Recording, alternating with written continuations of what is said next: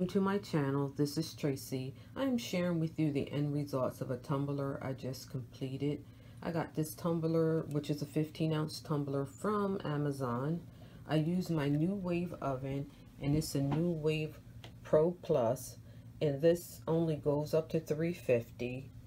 And I have those forks in there because of the air that circulates in there. It makes the tumbler roll around.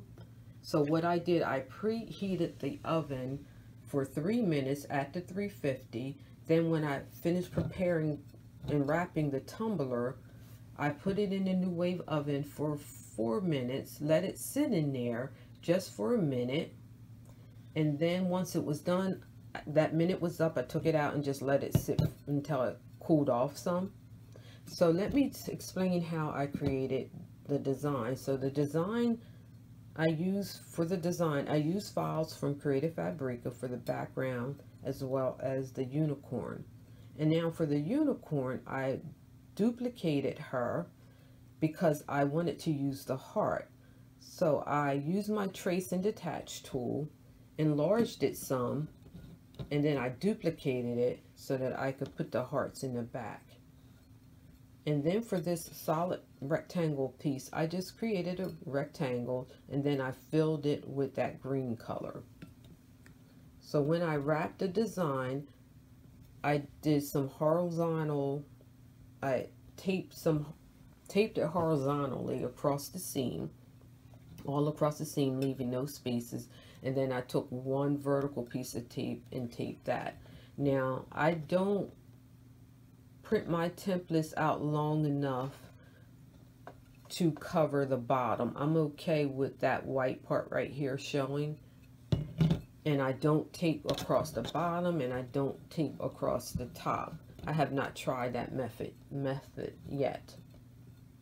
So I am pleased with how this came out. And here, I don't believe that's ghosting. I believe that's the white that is part of the design. Now I can see up here, I could have got the paper a little closer to the top there, because as you'll see, it did cover more there, but I'm okay with that next time. But as far as the coloring and everything else, that I didn't change a thing. I just used, you know, the digital papers and the digital designs, and they just happen to work the colors just happen to work good together. And then for her name, I just typed that in, Silhouette Studio, filled it with color, and I think I picked the color of the heart too. I think I filled that with the darkest color in the heart, and then I just created a white offset for the name.